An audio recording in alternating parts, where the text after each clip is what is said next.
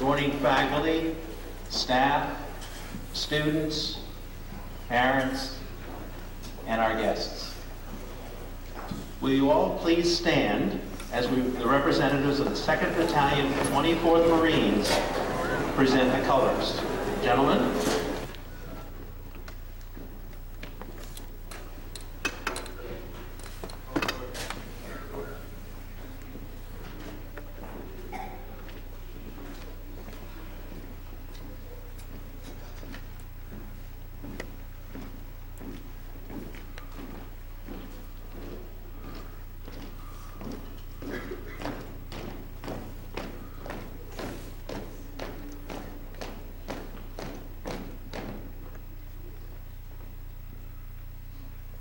Please join me in a moment of silence where you share your own intentions with your Lord and express your appreciation for those who have contributed so much to make our country what it is today.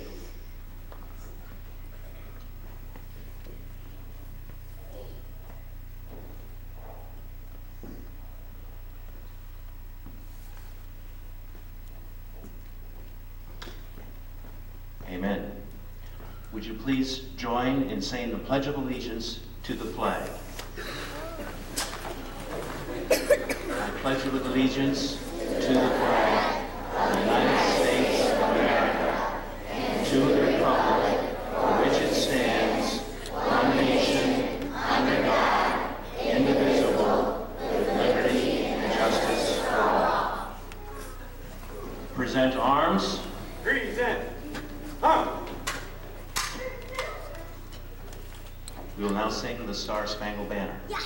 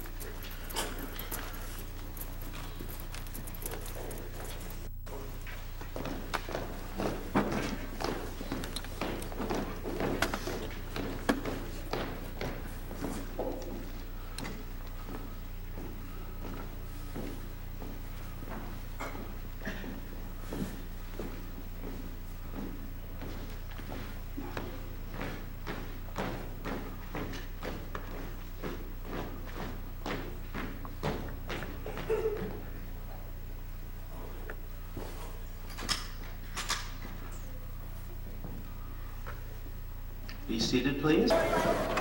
Again, welcome, this time to our third celebration of Veterans Day. Many of you probably are totally unaware of the fact that this holiday was originally called Armistice Day because it began as a celebration ending the First World War, where hostilities ended at 11 a.m. on the month of the 11th of November in 1918, which makes it the 11th hour of the 11th day of the 11th month. The name of Armistice Day was changed in 1946 to recognize veterans of all the wars. We are therefore here to recognize both men and women of the armed services who have given their lives to make our country what it is today, a land of mixed races and diverse nationalities, all of whom have come together to create a level of prosperity and freedom seldom seen elsewhere in the world today. We should all find out more about Veterans Day and the veterans who survived the traumas of war, particularly those who are close to us, whether grandparents or parents. What did it really feel like to be in a war? What does it feel like to be a survivor of a war? How many of you are aware or remember that I mentioned last year and the year before that right here at Morgan Park Academy, which was called Morgan Park Military Academy at the time, our seniors, upon graduation, would walk out to 111th Street and get on a bus and go to war. They didn't graduate to go to college. They graduated to go to war. And some of them, who we're mentioning today because we're going to read their names, did not come home. This is a serious and a marvelous way to recognize that what we have at Morgan Park Academy, what we have in this country, is a very special celebration. And we want to have this celebration so we begin to appreciate the history of our school and our country. To celebrate this love of our country in memory of those who have fought for what we all believe, I would like to introduce Mr. Alan Andreasen, who for, I believe, the second year is joining us to speak about his experiences and the meaning of Veterans Day. Mr. Andreasen graduated from Morgan Park Military Academy and then went on to Carroll College and has been a Marine professionally for his career. He was a member of the class of 1947. Mr. Andreasen.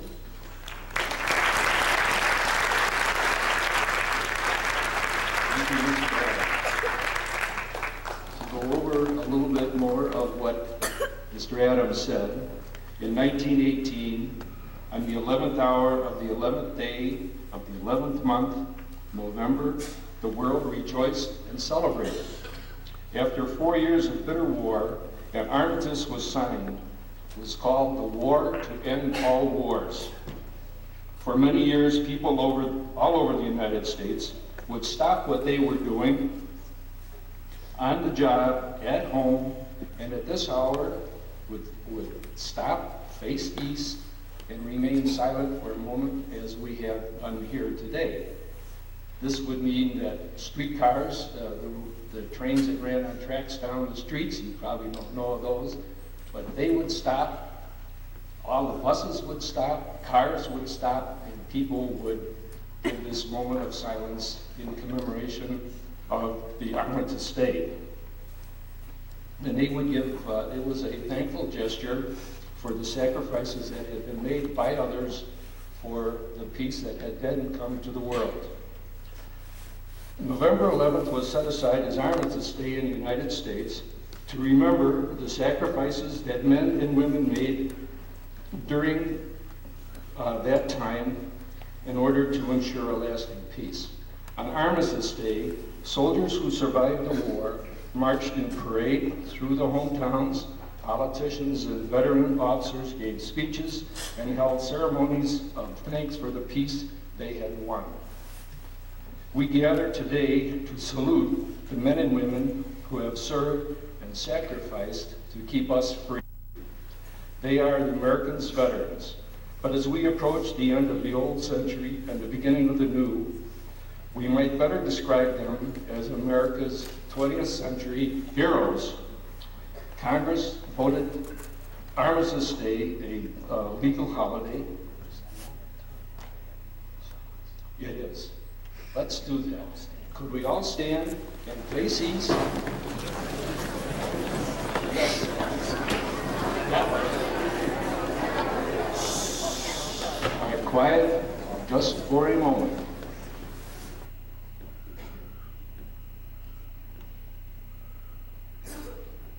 Thank you very much. Now, you have participated in something that has been going on in this country, started in 1918, and you are now a part of that history.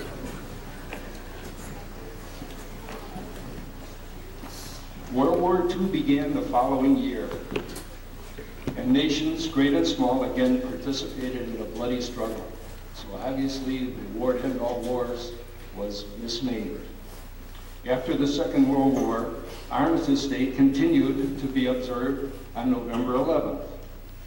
In 1953, the townspeople in Euphoria, Kansas, called the holiday Veterans Day in gratitude to the veterans of their town. Soon after, Congress passed a bill introduced by a Kansas congressman renaming the national holiday to Veterans Day. Americans still give thanks for peace on Veterans Day. There are ceremonies and speeches. And at 11 in the morning, most Americans observe a moment of silence, just as we have done, remembering those who fought for peace. That is what we are doing here this morning. After the United States involvement in the Korean and Vietnam War, emphasis on holiday activities has shifted. There are fewer military parades and ceremonies. Veterans gather at the Vietnam Memorial in Washington, D.C., and at other veterans memorials across the country to celebrate the place and the gifts that these people have given to the country in order to keep it free.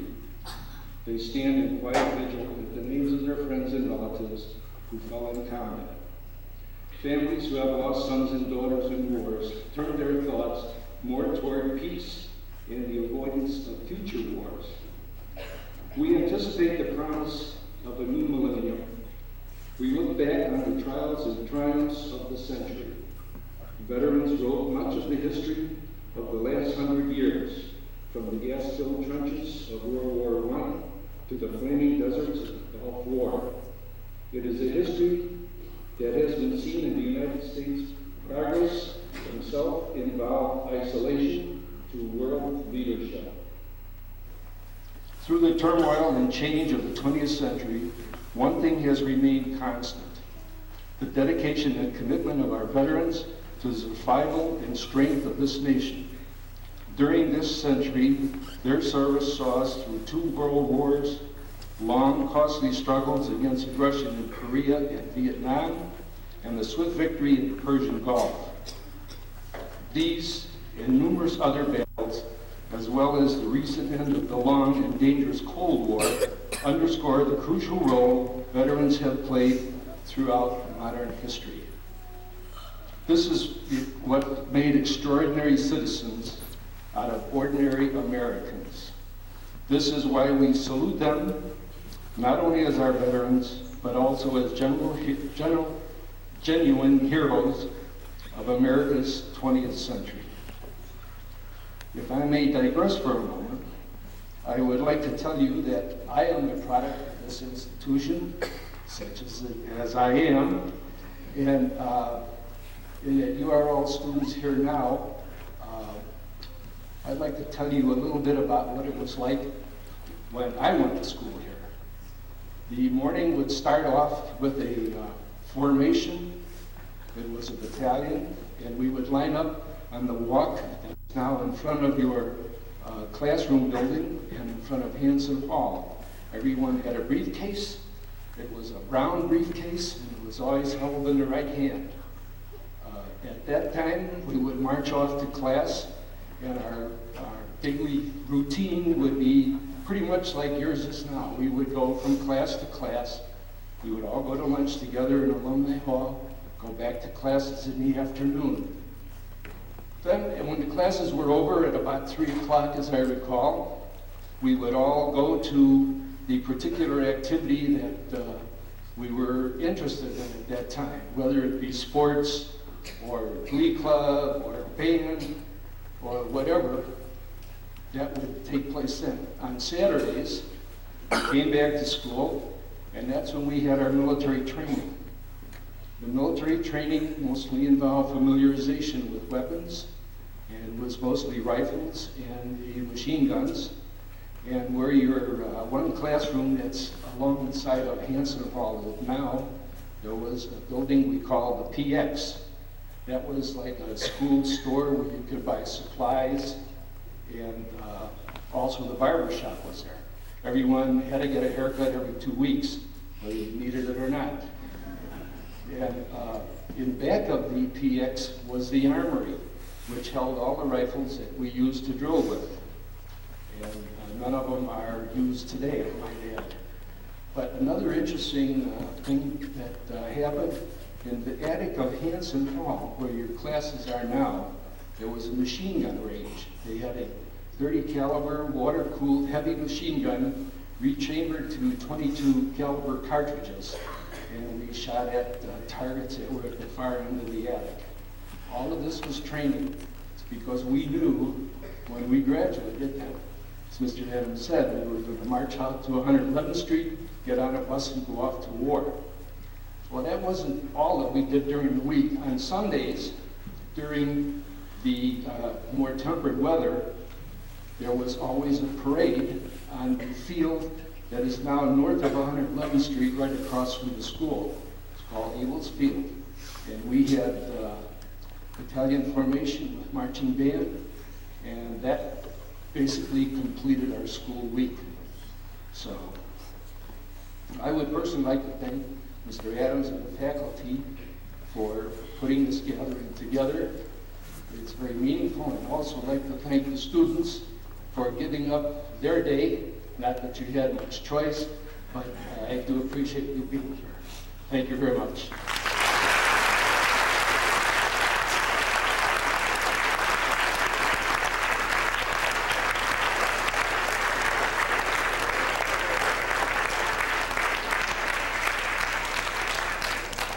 As something new this year, we are going to now read the names of the 68 alumni, 68 graduates of Morgan Park Military Academy who have lost their lives in one of the wars.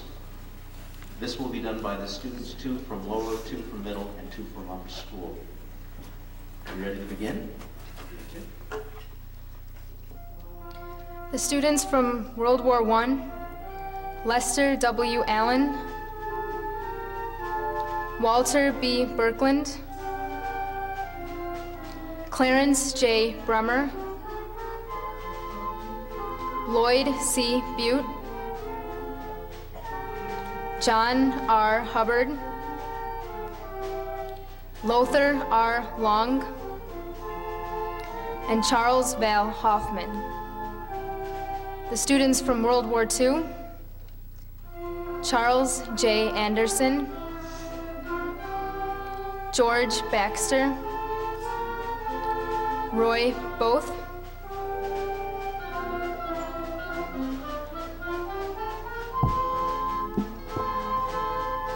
also from World War II, Willard Brannett, Robert W. Cayley, John D. Cutler, Robert C. Dempsey, Richard J. Engelman, Wilmer Essler, Philip A. Falk, Walter Gerke, Wilson A. Gensler, Kenneth Gilson.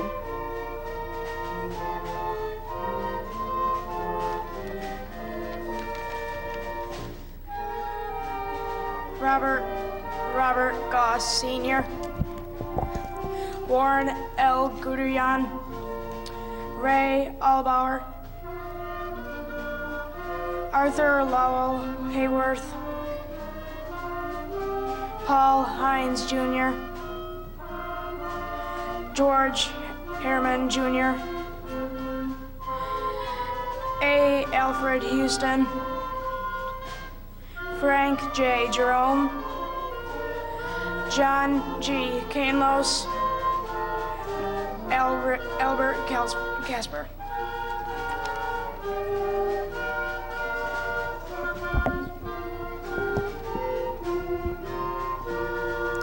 Richard M. Kearns, Alfred E. Lakemeyer, Howard Martin, David E. Miles, Charles Mueller, John E. Nelson, Robert M. Parchman, Emerson Parker, Alfred C. Proudfoot, Herbert Reed, and Robert Shiplock.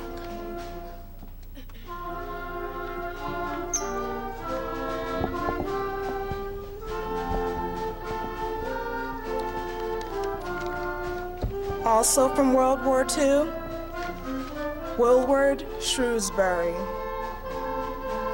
James A. Smith, Jr., Elmer Stillwell, Robert Sullivan, Leonard Telfer, Robert Wallace, Clarence F. Weigman, Albert E. Weinberg, Charles L. Westcott, Frank Welniak, and Donald W. Yarrow.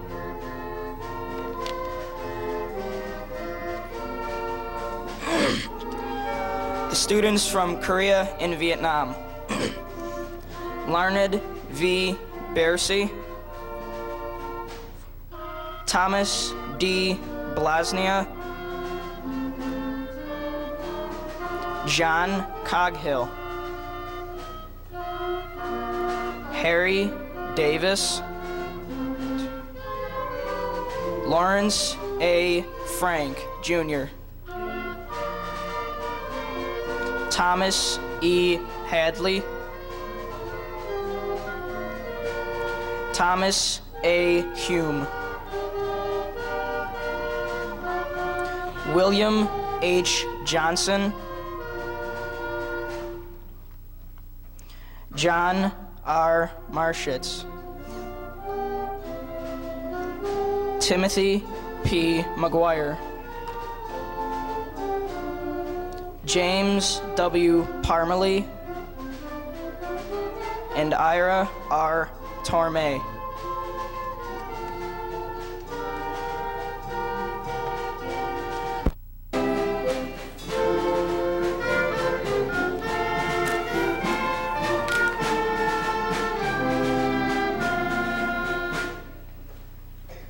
Thank you for being so respectful. We'll have a moment of silence, and then taps will be played.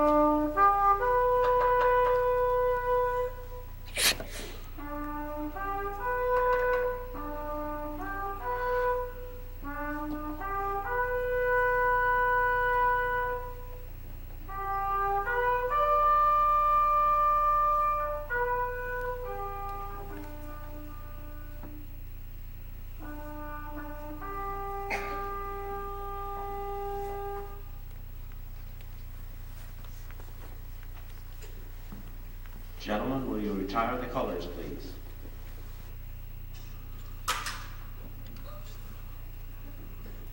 Would you all please stand?